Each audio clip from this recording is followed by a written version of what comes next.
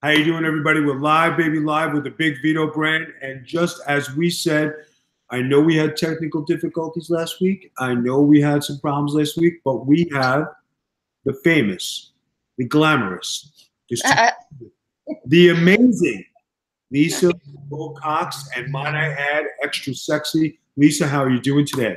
I'm doing fantastic. How are you? Doing fine. Did you like my introduction? I know, you know. You made me blush. I made you blush? You made me blush.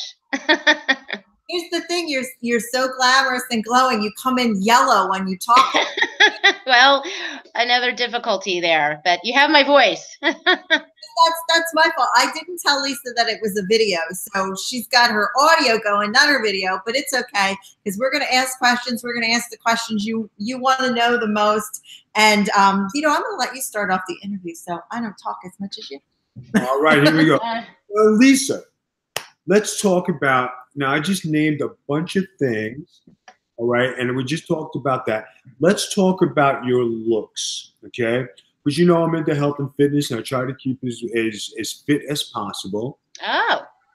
So before we get into all the questions, I just wanted to get an insight on somebody like yourself, a female in the business, on how they keep ready and prepared all the time for any break they get.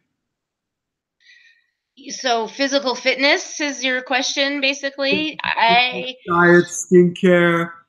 Oh gosh. Well, I would have to say I have good genes. Thank you, Mom and Dad. Okay. And I would say I play tennis. I walk. I'm not a gym goer at all. No. I have free weights at home. That's kind of like my basically, you know, and I eat sensibly, but I'm not a vegan or anything. I eat steak and potatoes. I'm a Missouri girl, okay? So I'm totally Midwestern food, Southern food. It's just quantity, you know, just don't overdo it, you know? And then skin, again, good genes, you know? I don't do anything special. I've had no work done. Thank you. Of course, we have yellow. You're looking at yellow right now, but anyway. Amazing in this picture. But you can go to my website or go to IMDb or whatever. You can see what I look like. There's all kinds of pictures of me that aren't even in the studio. You know, they're from, you know, at a convention with, you know, supporters and fans and things like that. So I just, you know, got lucky. Oh, and now we have my phone going. This is a very busy time of year, and I don't even know how to unplug this phone here. Sorry, guys. Well, it's just going to have to, I don't even know how to unplug it. We'll just ignore it. It's not a big deal. We're talking about physical fit and physical fitness. This is not working. So maybe we should, yeah, this is just not. Yeah, okay. Okay, yeah, sorry. Okay, Vito's new to horror movies. He's not, I'm a horror movie fan. He's not a horror movie fan. And I was a big fan of Nightmare on Elm Street because I loved Dream Child when I was a kid. Oh, cool. That was my movie. I actually watched it with my grandmother who was super, super religious, which makes it even funnier. Because we have Amanda, the nun, in that one, you know? Amanda Kruger. Yeah. Kick some ass in these movies. Like, you're throwing kicks and stuff. So did you do any training for that? Like, are you just physically fit? Like, that was crazy. Well, they did send me and Andras, who plays Rick, my brother, you know, to karate school for a day. Wow. So I wouldn't learn how to, you know, so I wouldn't hit myself in the head with the nunchucks, you know, and have a concussion. But I mean, and I had done gymnastics in high school. So, but I had amazing stunt doubles in the Nightmare 4 for sure. I mean, we had Olympiads, seriously. So I would do the start of it and the, you know, the cartwheel, let's say, but then cut to stunt double doing flipping over Freddy and, you know, all that crazy stuff. So, and then in the nunchuck scene in the bedroom when I'm looking in the mirror and I'm like, gonna try the nunchucks because of course I've gained, you know, my brother's powers of karate, you know. So I start it and I do some of it, but from the back, that's totally a karate stunt double person. So Lisa, you ruined my interest in my Your charisma, I can't believe it. No way you had a stunt double. That was you. You should have seen the. It was you, Lisa. I wish, but you know what? That was 1988, so there weren't a whole lot of, now learning karate or hapkido or any of these martial arts is so many women do that now. In 1988, no, that was not like a common practice for actresses to even learn and have it as a skill. Back then it was still singing and tap dancing, So, but now it would be a good idea to have martial arts on your resume. We're putting you in a Freddy Krueger movie. You can sing and dance. Go. Okay, so I have a question for you. Okay. Yeah. How was it to work with Robert Englund? Oh, he's such a sweetheart. He's just a doll. He's very charismatic, super high IQ, and can talk about anything. I mean, seriously, anything. I remember we were in the trailer one day, and I'm getting my makeup done. Now, understand that I was naturally blonde, like blonde hair, right? But for the role of Alice, they wanted me to dye my hair red, so we put a rinse on my hair every day. Well, I may as well just dyed it because it stained my hair after 10 weeks of filming. It stained my hair. It's okay. It's okay. So every morning he's getting his makeup put on and I'm getting this dye put on, and then they have to blow dry it. So I would have like 2 blow dryers on my head. Anyway, he and I would be in the trailer. And I remember one time we were just talking about, he's redecorating his bathroom. We were talking about grout colors for the tile, So it's kind of funny to see, Robert Englund turning into Freddy as they, glue on the pieces. And then we're just talking about grout. Anyway, it's very sweet. Like, that's amazing. But no, he was really sweet to all of us young actors. We were all young. For many of us, this was our first film, and he was just very gentle with us, and he's just a lovely, giving actor as well. So was that really your big break when you worked with Robert? Yeah, I would say I'd done a Hardcastle McCormick TV show way back in the day, a guest star. I'd done tons of theater. That was my training as stage. And I did a movie called Gimme an F. I took a quarter off of school, off of UCLA, to go do that. I was a featured extra. Interesting enough, it was about cheerleaders, 4 different cheerleading teams, and I was part of the cheerleading team called the Demons. Wow. So perhaps a foreshadow to landing the role of Alice in a Nightmare on Elm Street series. So that is awesome. Of your 2 Nightmare on Elm Street movies, because you are Alice, the lone survivor. Like, you survived. What's your favorite film? Well, that's a hard question to answer, because it's kind of like, let's say you have 2 children and you say, well, which one's your favorite? So, and of course I'm thinking, well, the first one, of course. No, your firstborn. No, I really love both of them because, I mean, they're both so different. First of all, they're just so different. I mean, in 4, you have, Alice, you see the character arc and her, from meek and shy to, kick-ass chick, and you get to see her evolve into that.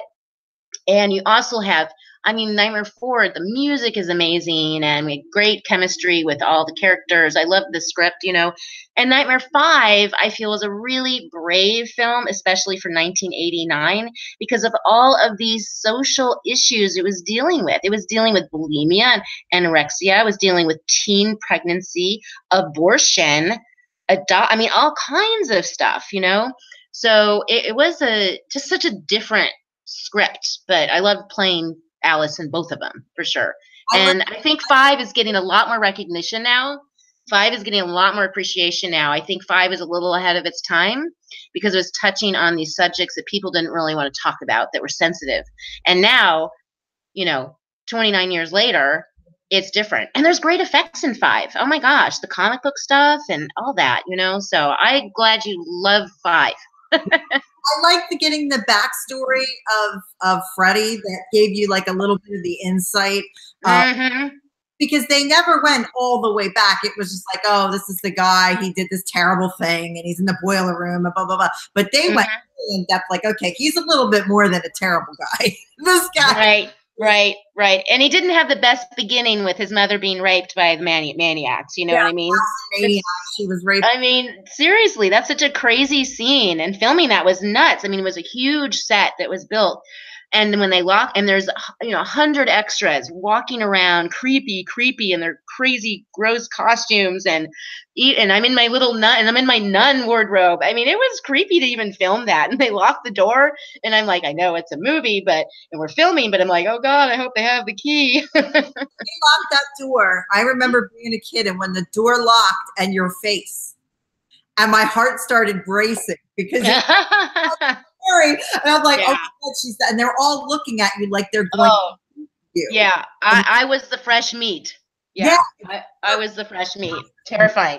Yeah, I actually did see some parts of the movie, and your facial expressions are like dead on. I mean, and you know what? We're both in the entertainment business, and like even with wrestling, you got to have those facial expressions at those key moments, and you definitely killed it on some of those. And like, you know, I hope they aren't like your facial expressions in real life when you're dealing with personal issues.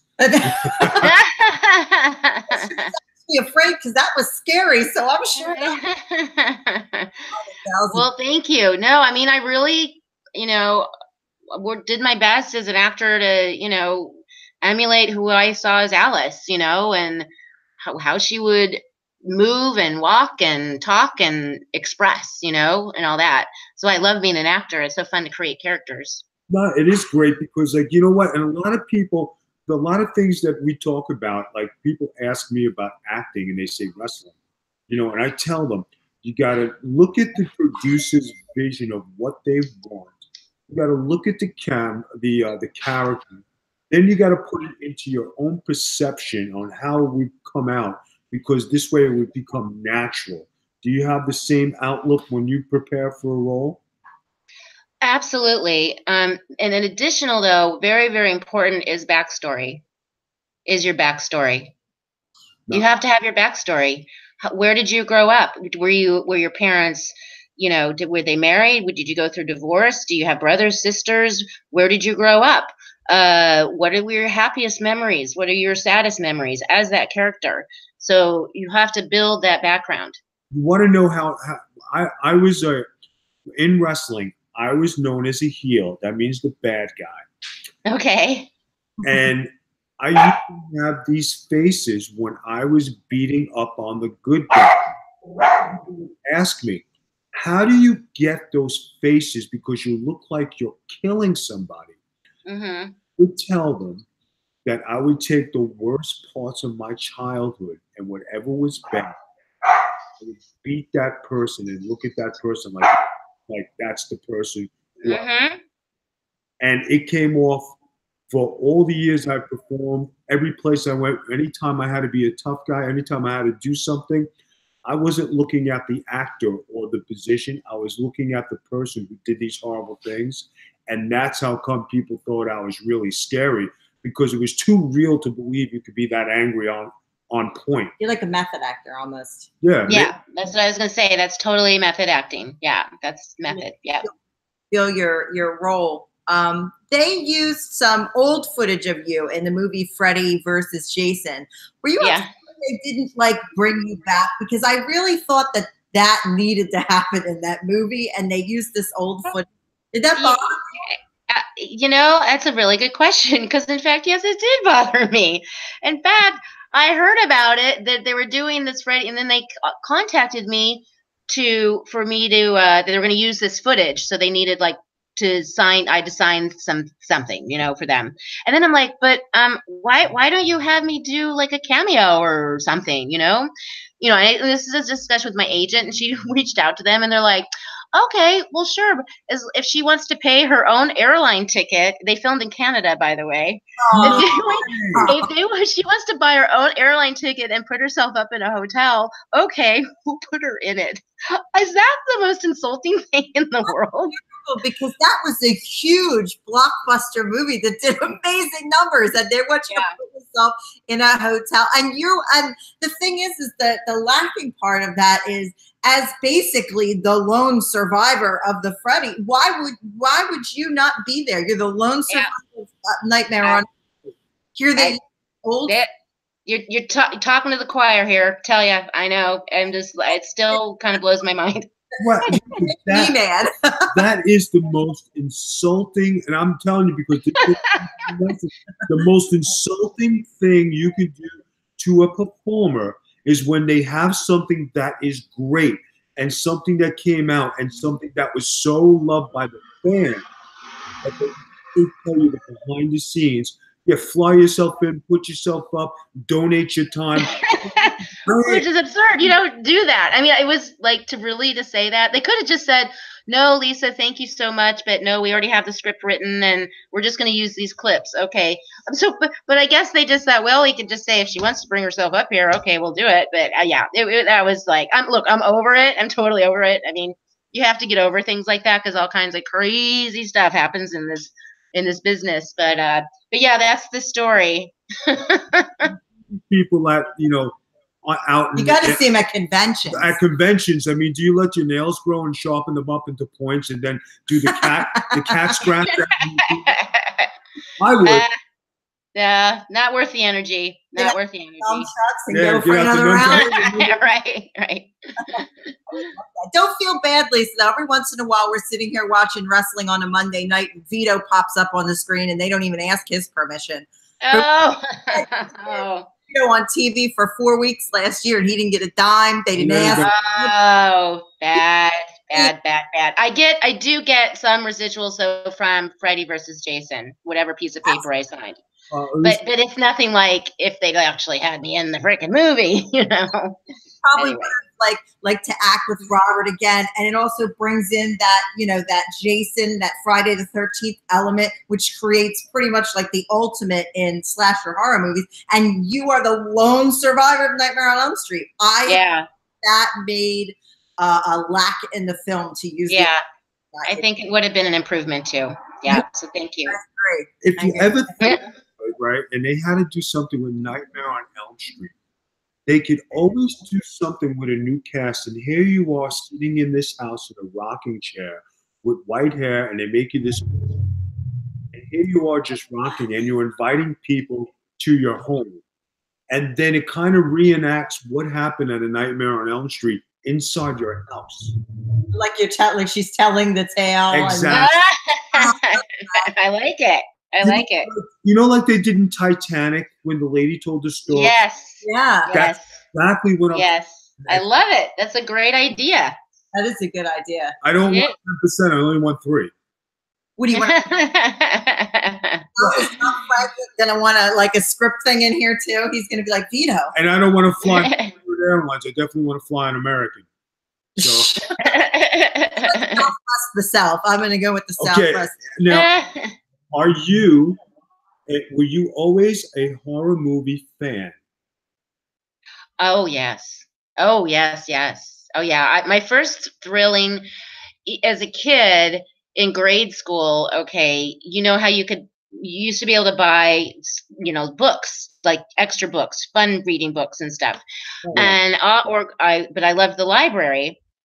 And I was fascinated with ghosts and poltergeist, even in 3rd grade, 4th grade. I'm renting out books. I'm checking out books about, ghost stories and this kind of thing.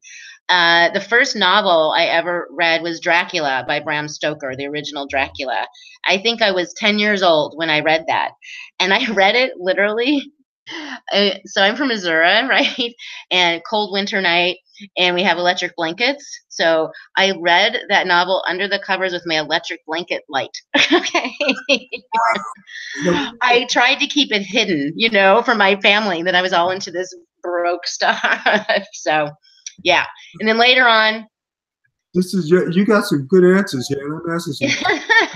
And I love Nightmare on Elm Street before. Good. Yeah, and I love Nightmare on Elm Street, the first one, the second one, third. I loved the third one, so I was quite jazzed, to have an opportunity to finally audition for Nightmare 4. But that took some undertaking for me to even get the audition. So anyway.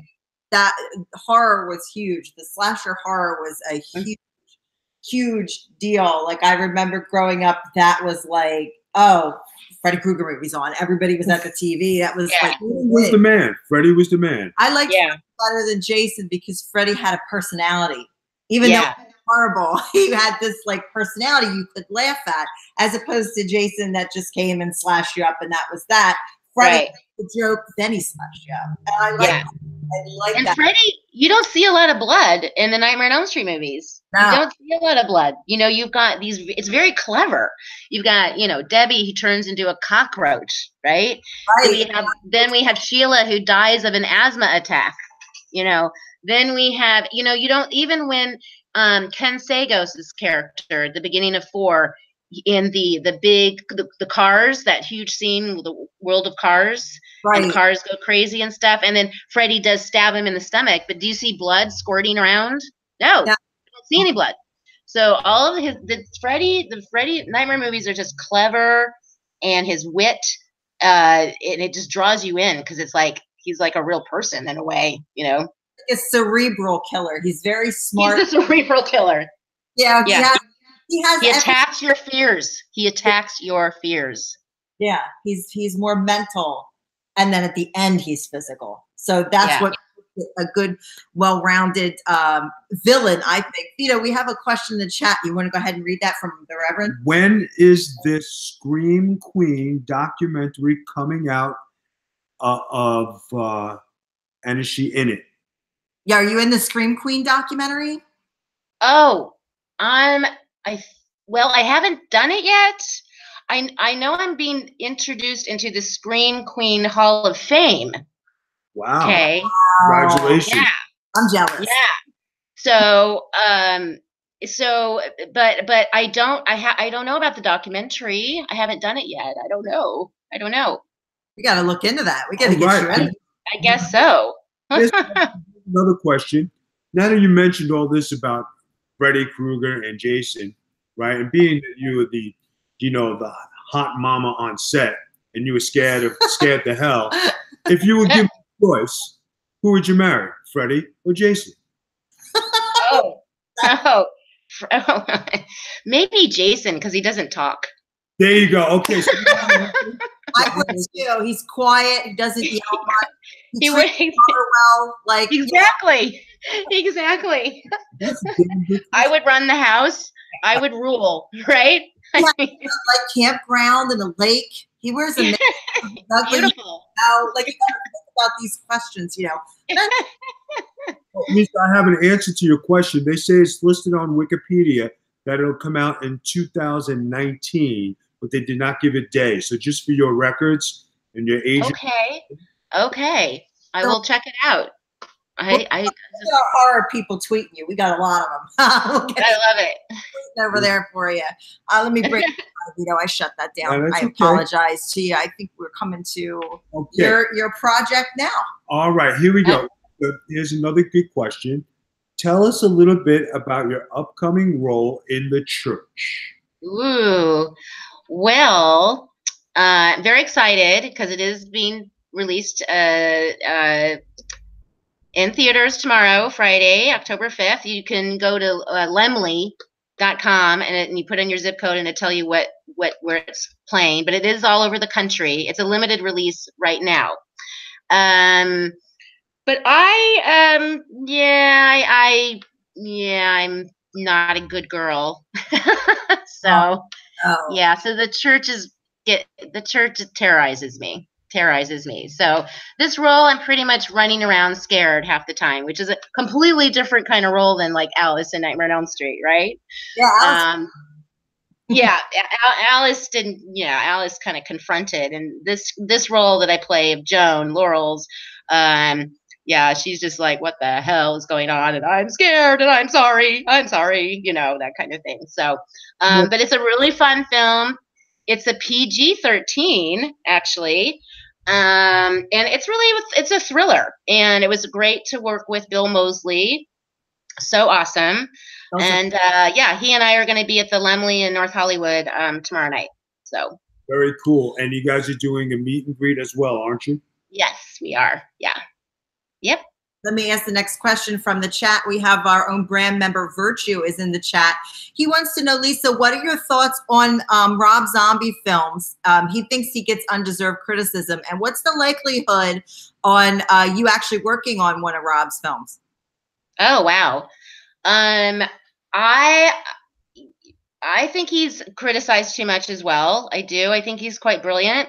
And the opportunity of working on one is fascinating because it's a completely different series, of films. I'm Nightmare on Elm Street, and Rob Zombie is a whole different deal. So I don't know, the likelihood, that would be an interesting match. That would be a very interesting match. So maybe, do you have Rob Zombie's email and I can email him? We can find it. Bill's in all his movies. All of those movies. Call up the Bill tomorrow. Or I can reach out to Daniel Harris. Daniel Harris, she probably has it. I don't know. You just be like, hey. Hey. If you get it, can you send it to me? I just want to hang out with Rob Zombie. Exactly. Exactly. The next question. So the next question here is from Big Josh, and he's another one of the brand members. And he asks, what was the most challenging scene that you have done in Nightmare on Elm Street? Probably in the church. There was just a lot of, stunts going on, and there's a scene where Freddy and I are up on this elevated platform, and we're kind of jockeying each other, okay, on this platform. Right. So you have to realize, we're eye to eye. So, and the platform is only so big. So they have stunt guys around the platform, because if you fall off, you want to make sure you get caught, doing it. So that was challenging physically. And so I'd say probably the church stuff was most challenging.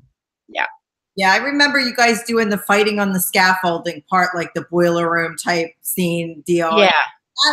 That was so pretty. That looked like it was, I thought it was a stunt person, but you were actually up there doing it too. That's scary. I'm going to show you these movies. It is, you're up a few feet. It doesn't seem like it's high, but you're dealing with physical live scenarios, and you just want to make sure you're not going to fall off and, crack your head open kind of thing, Somebody else did in the movie? Oh, no. No. Anyway, now here's something like is pretty good to think about. When you think about doing the church, right, and you're coming together with a bunch of new cast and people you haven't met, what is your mindset going into a new project? It really is about just being yourself and personable, and introduce yourself to everybody, and what's your name, and just it's about creating a temporary family in a way, because you want to be liked, you want to like everyone, and we're all there together with the same intention of making this film as great as we can, and about being polite.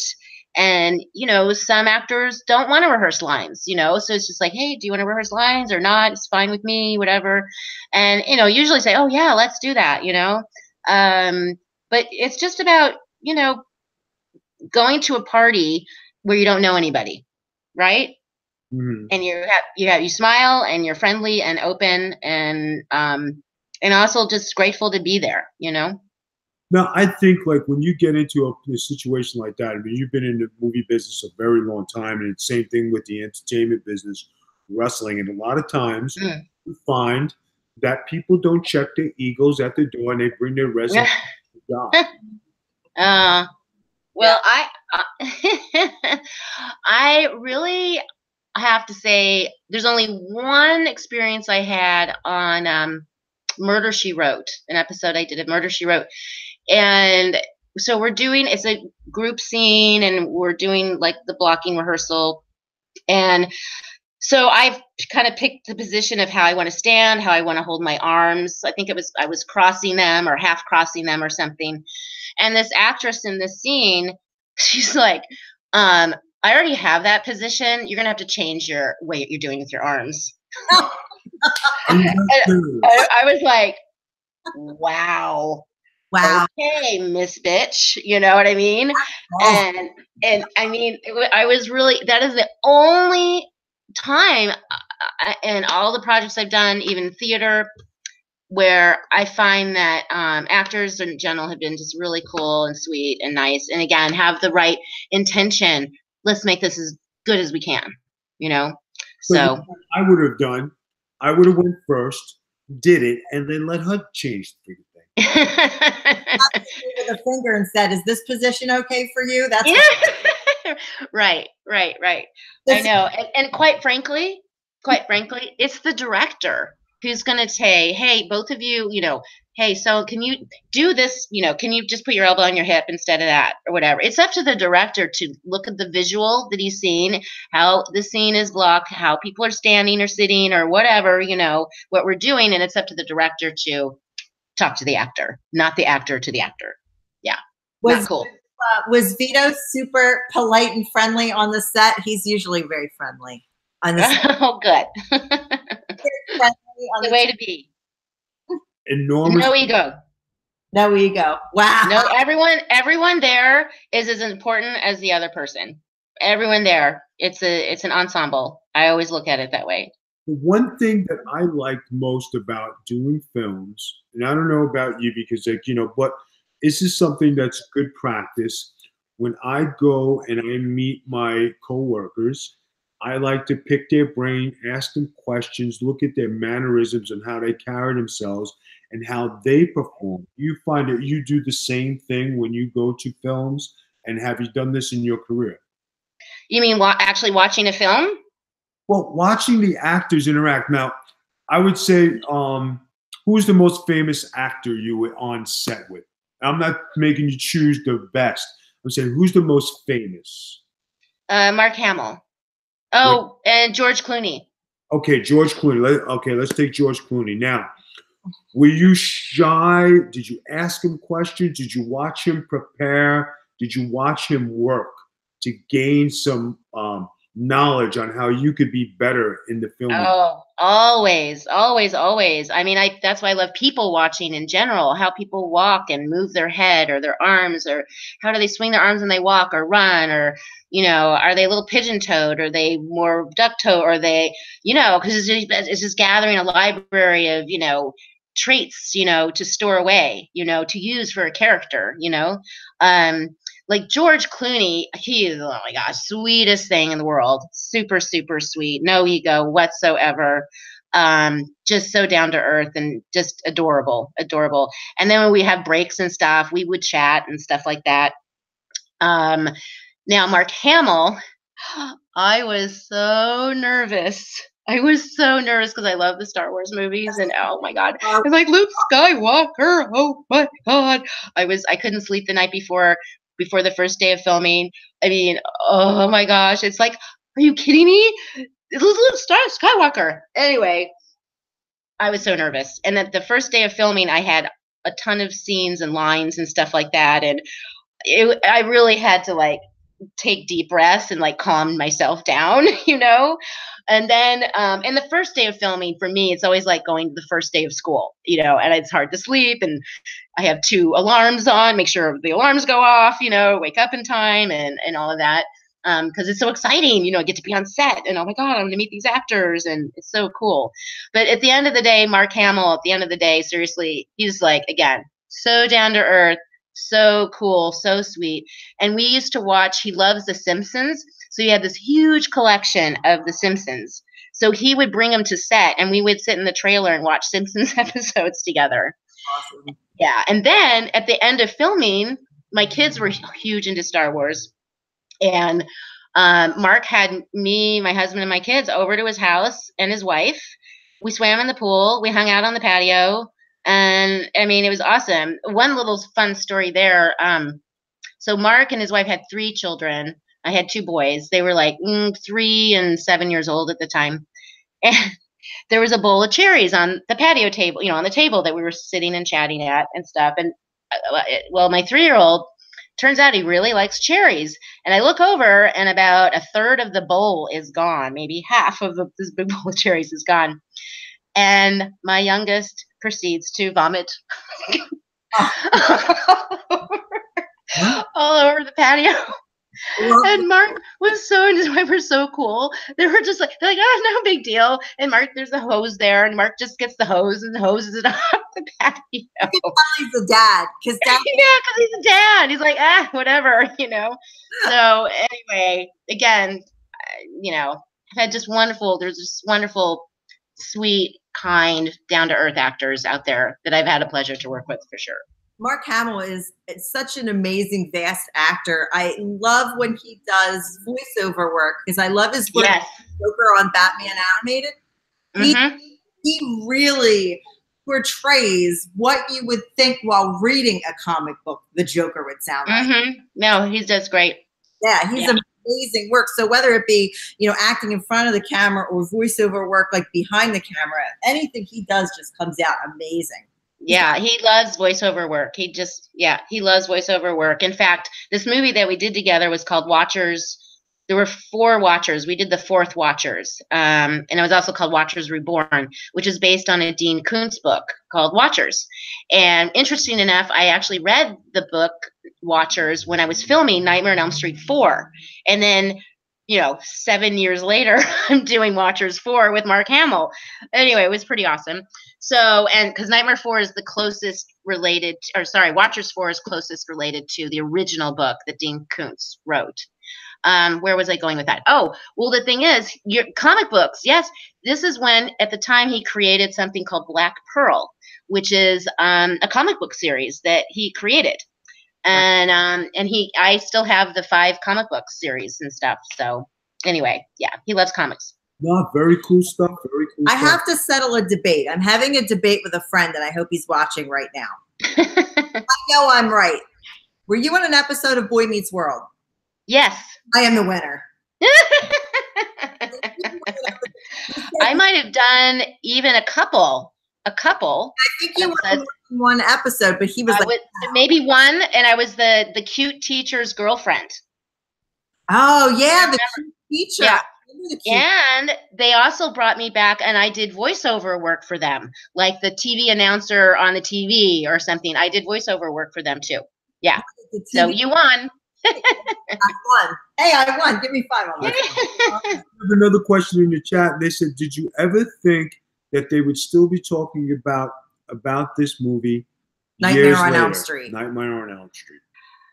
Well, no, no, none of us had any idea, because back then too, you didn't have social media like you do now. You had your VHS tapes and stuff, but and there weren't the conventions that are now where we can meet the fans. That wasn't around in the 80s. So, we did the best we could with our role, and then that was it. But of course, I knew it was significant to be part of the series, because I knew Nightmare 1, 2, 3, Nightmare 3 was huge, but yeah, 30 years later, no, didn't have any idea. Yeah, that's amazing. You can get out to see fans now so much more, because with like the conventions and the Comic Cons, and you can really get out and meet people, and it definitely keeps the legend alive for that film. Yeah, it does. Do you think that with the advancement of social media, do you think that it has hurt the industry, or has it bettered the industry? I think it's been a great way to promote what is happening in your life professionally, and to have people supporting you, and to get the word out and get the buzz going. You don't just have TV anymore. You have your Twitter and your Instagram and your Facebook and all that kind of thing. I think how it's hurt the industry is that a lot of the what do you call it? Like the real shows, that like Bachelorette and non-scripted shows. Okay, that are, what's that? Reality TV. Yeah, the reality shows kind of thing. Because now, casting directors, let's say I'm going to audition for a film or even a commercial, they will ask what my Instagram account is, because they want to see how many followers you have. They're going to check you out. And if you have more followers on Facebook, the person with more followers will get the role. If a director can't choose between 2 actresses, they're going to go with the one that has more followers. And I have casting director friends, and this is a fact. And I think that's just really sad. I think that's sad. Because what if you're not? I'm an old time person. I just started doing Facebook like last year, you know? I mean, I've had an account someone set up for me, but I didn't do anything with it. I didn't do anything with Instagram, you know, because it's just not my favorite thing to do. You know, I'd rather go play tennis or take an acting class, you know? I had the same problem with Vito because he didn't do the social media thing very often. He didn't have a Twitter account. So last year we started everything up and people are like, wow, I can't believe that's the number that you had. You've been in wrestling forever. Yes. Yeah, it's because he didn't do any of those things. And when they first started, people did it. They could get 20,000 followers in a day. Yeah. Do that anymore.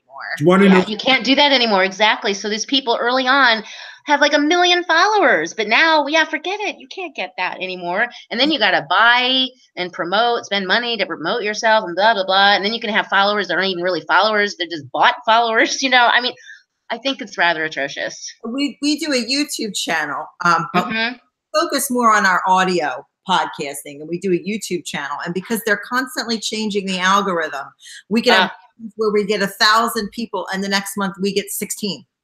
Oh my gosh. Changes. And because people buy viewers and they cash in on viewers, the same thing happens with us. It changes the algorithm for what we're putting out. Is that what it is? The algorithm? See, I can't even figure it out. You know what I mean? It's so confusing to me about how to really do this. I don't know. Because you know what? You're old school like I am, because like when I broke into business, you know, they told me bad guys don't sell pictures. You go to wrestling, you get paid for your wrestling. You're not there to sell merchandise. You're not Sears and Roebuck. You're not there to, you know, do all this stuff. And I believed that for a very long time because that's the way I broke in. And I didn't that I had to carry all this stuff, these gimmicks or whatever to make money. How do you make money? You make money by your wrestling. Like when you do a movie, you don't hope that somebody buys your picture or buys a T-shirt or subscribe. You get paid to act.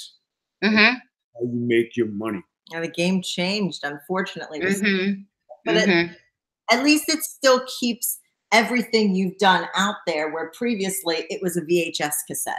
Now it's at least But I don't know how much of the podcasting you do, Lisa, but I've done podcasting over the last year and a half, almost 2 years. And I'd say I did an interview just, I'd say less than 5 days ago. Just on less than 5 days ago, I had 250 downloads, 250,000 downloads because I was talking, I'm wrestling, I'm in a movie. We've been doing a lot of press, and it has been getting a lot of recognition.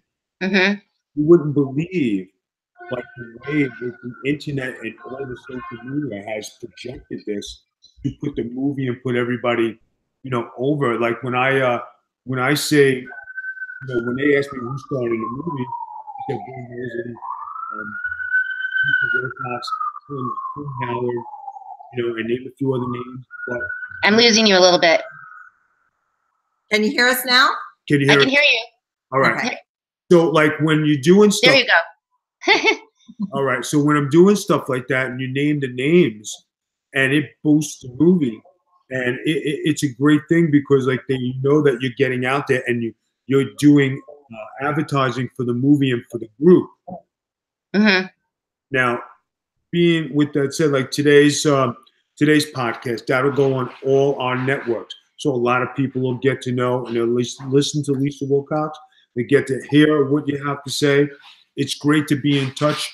You know, sometimes people can't get in touch with you, and having this outlet definitely helps, like going to conventions and stuff like that. Yeah, I agree. I mean, I've booked movies through like Facebook Messenger.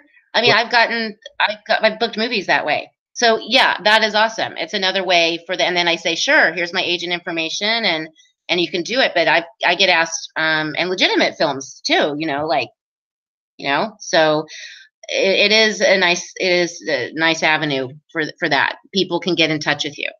All right. So Lisa, what other projects do you have coming up that you would like to share with us?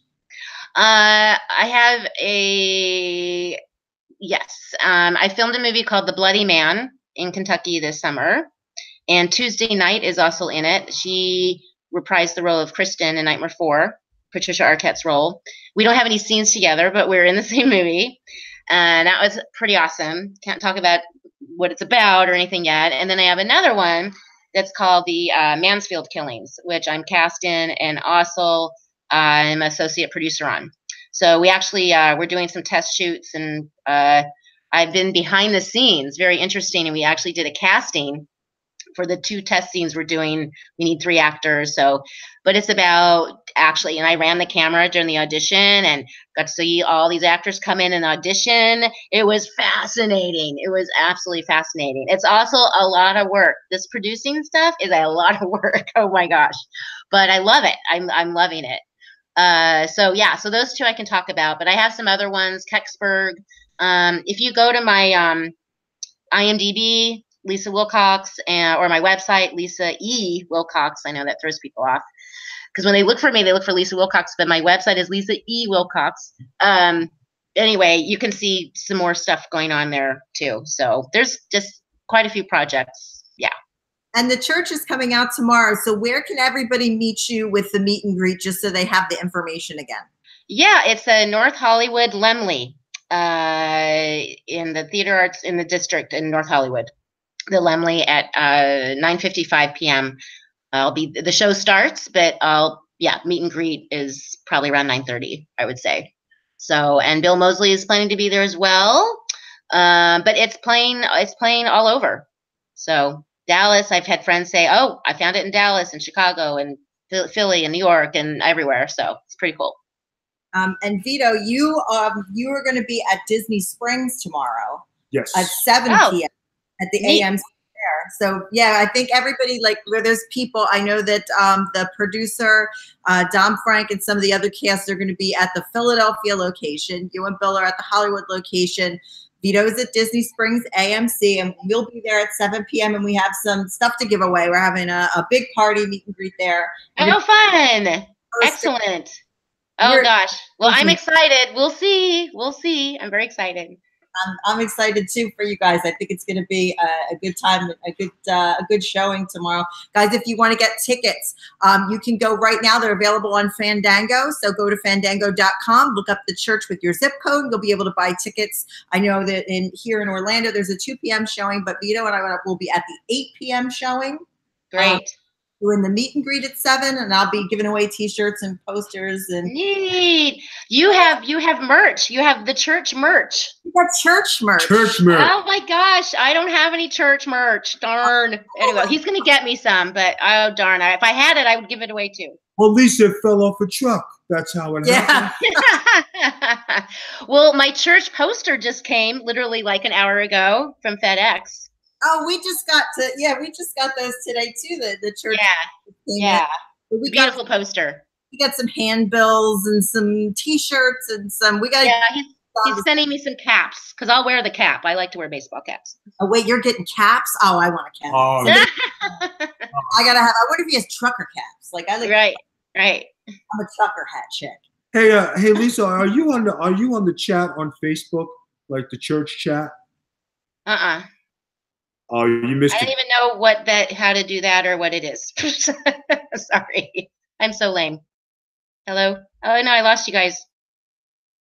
I lost you. Uh-oh, what's happened? The screen just froze, and I couldn't hear anything. Okay, you're back. Oh, we're back. Okay. It's been doing that. Hangouts is a pain. Go ahead, Vito. You go ahead. Nah, you missed some good stuff because there are some people in the film who I kind of terrorize, and so like all the comics say, "Hey, you're going to be a big star, twinkle twinkle, baby, twinkle twinkle." Stop. Oh my gosh. Oh shoot. Wait, it froze again. It froze. It's froze. You're good. Nothing yet. It's frozen again. Frozen. Oh, heck. No. Oh, no. Ah. Hello? Lisa on the phone because she doesn't know she's frozen. So I'm going to eject Lisa. Eject. Now call Vito's going to call her on the phone. I want to thank Lisa, even though I had to eject her. Thank you for joining us, guys.